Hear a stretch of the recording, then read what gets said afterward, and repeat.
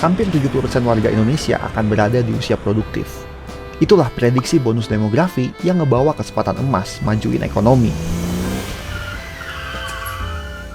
Tapi di sisi lain, kita juga mesti hati-hati.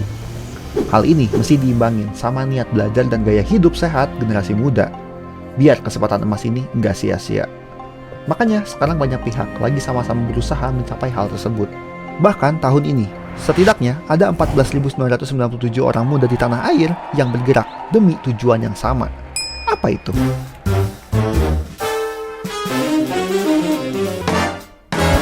Oke, sebelum kita ke sana, coba deh kalian pikirin dulu. Sadar nggak kalau anak muda itu beda?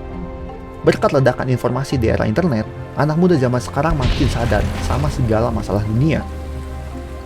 Akhirnya, buat banyak dari kita, hidup dan bekerja bukan cuma lagi soal cari uang, tapi juga berdampak positif buat sekitar. Itulah yang dilakuin ribuan anak muda di tahun ini, nyalurin bakat dan kerja keras mereka untuk berinovasi dan ngasih manfaat ke masyarakat sekitarnya. Dari bidang kesehatan, pendidikan, lingkungan, kewirausahaan, teknologi, ataupun kategori kelompok yang mewakili kelima bidang tersebut.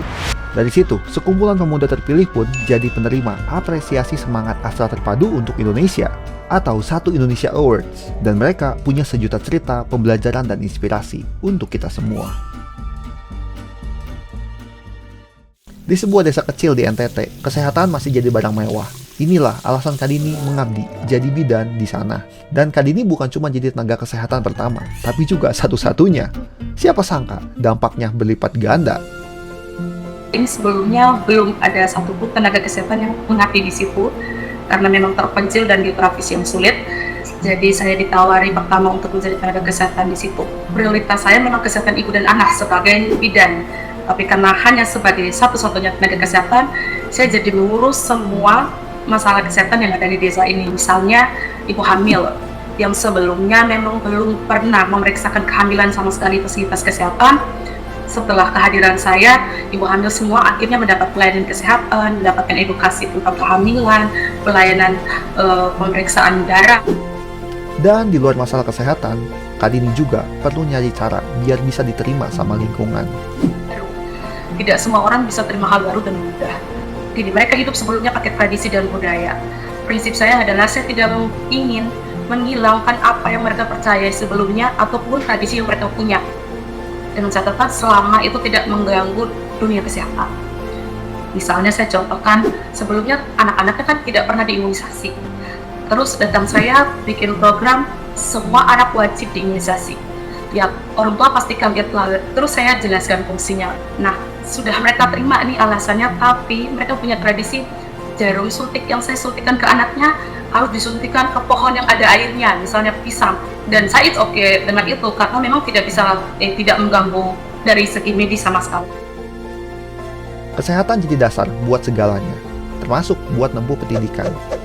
Kayak yang diperjuangin Kak Diana ini, di sebuah kampung di Papua Selatan selama 5 tahun terakhir. Di kampung ini cuma ada satu sekolah, dan awalnya banyak anak nggak sekolah, karena mesti ikut orang tua cari makan di hutan.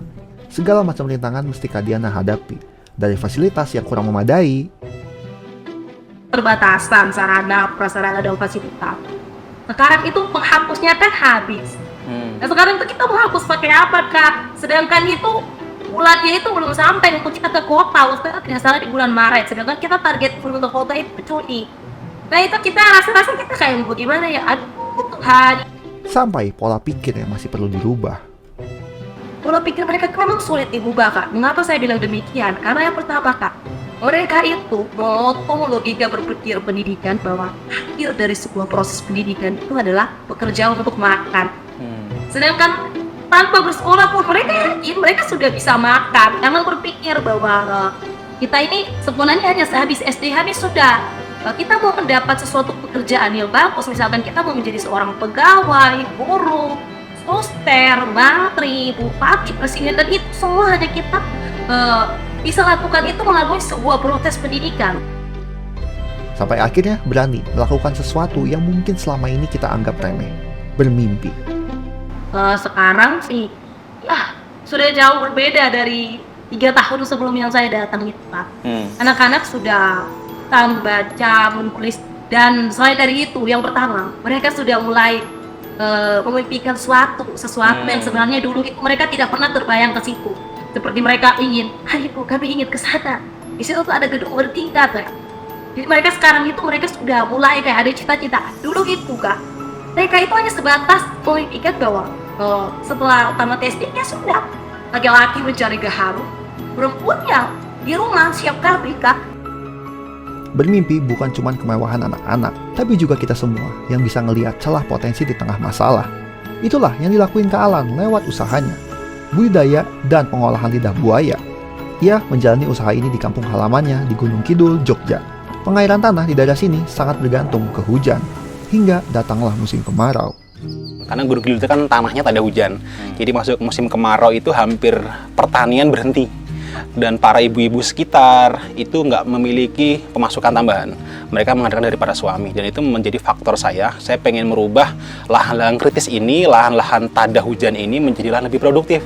Dengan apa? Dengan komoditas yang tahan juga dengan iklim alam seperti itu, yaitu aloe vera, yang notabene aloe vera tanaman gurun. Dan benefitnya cukup banyak sekali untuk kesehatan, untuk produksi pabrik itu kan ada pabrik farmasi, kosmetik, olahan makan minuman, sampai pertanian menjadi pupuk POC itu semua pakai aloe vera. Ya, lewat usaha ini Kak Alan ikut memberdayakan orang-orang sekitar. Selain itu, ia juga ikut bertindak dari keresahannya, tingginya kasus diabetes dan obesitas di daerahnya. Makanya, sebagai alternatif, produk unggulannya adalah minuman sehat dengan pemanis alami. Alhamdulillah binaan kita udah 125 orang. Dari kegiatan di desa, kegiatan yang sederhana seperti ini, kita bisa mendapat apresiasi yang luar biasa tingkatnya nasional. Dan saya harap juga Satu Indonesia Wood bisa menjadi jembatan bagi kami para kaum muda untuk lebih bisa mengangkat potensi-potensi diri kami di desa maupun di tempat-tempat lainnya pada umumnya. Tiap daerah emang pasti punya potensi. Gimana enggak? Tiap sudut Indonesia pun bisa punya nilai pariwisata. Itulah kenapa Kak Reza bikin yang namanya Atorin.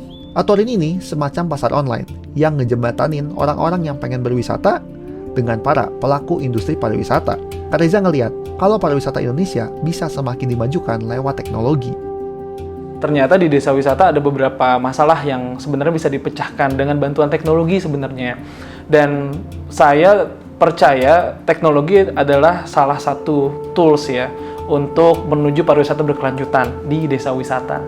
Contohnya adalah ketika ada kunjungan wisatawan datang ke desa ini nggak punya catatan siapa sih yang datang tadi wisatawannya, dari negara mana, usianya berapa, namanya siapa, email, nomor HP. Jadi mereka kehilangan data kunjungan wisatawan yang sebenarnya itu bisa mereka kumpulkan. Kemudian ketika mereka ada kegiatan, festival, hari ulang tahun desa, mereka bisa manfaatkan itu sebagai database kan ya.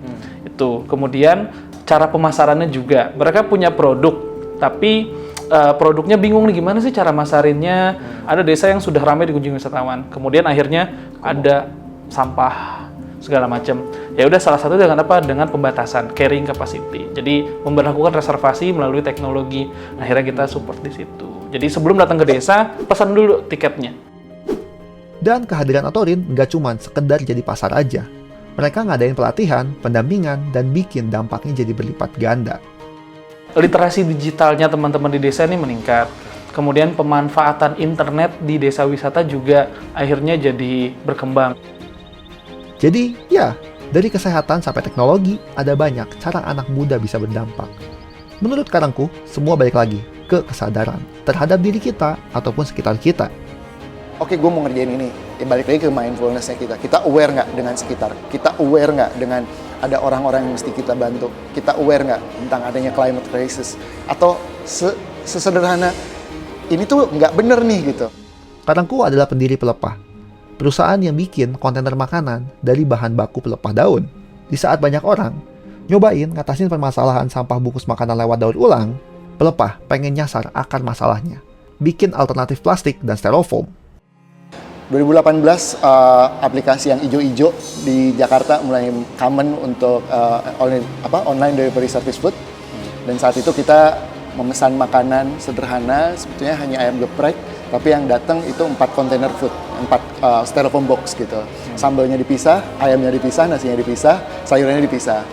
Dan di satu waktu kita sempat ngerasa bahwa kok terlalu overconsumption ya. Akhirnya kita berangkat untuk riset material dengan apa yang ada di Indonesia kita temukan. Akhirnya kita memulai di Sumatera Selatan dan Jambi pada saat itu untuk bersama dengan para petani sawit dan karet mencari alternatif bahan baku. Yang kita unlock pertama kali adalah pinang. Nah, pertama kita bikin mesinnya dulu, mengadap kemampuan para petani ini terhadap teknologi. Nah, kedua, kita juga ajarkan cara men-tackle the material dari plantation agar secara proses sterilisasinya bisa terjaga lebih baik dari proses awal. Ya, inisiatif ini harapannya bisa di-repeat di beberapa titik dengan melokalize sumber materialnya dan juga memberikan solusi-solusi berdasarkan dari lokal materialnya tadi. Sekarang, pelepah bisa menyuplai lebih dari 100.000 kontainer makanan per bulan. Mereka juga bantu ningkatin pendapatan petani dan pengumpul pelepah-pelepah pinang. Itulah cerita para penerima apresiasi Satu Indonesia Award ke-14 tahun 2023. Para anak bangsa yang berkontribusi buat kehidupan berkelanjutan dan dampak positif bagi sekitar. Lewat apresiasi, kita bisa semakin memperkuat mereka, mencoba bikin bangsa makin sejahtera, dan mendukung pembangunan berkelanjutan di Indonesia. Dan seperti biasa, terima kasih.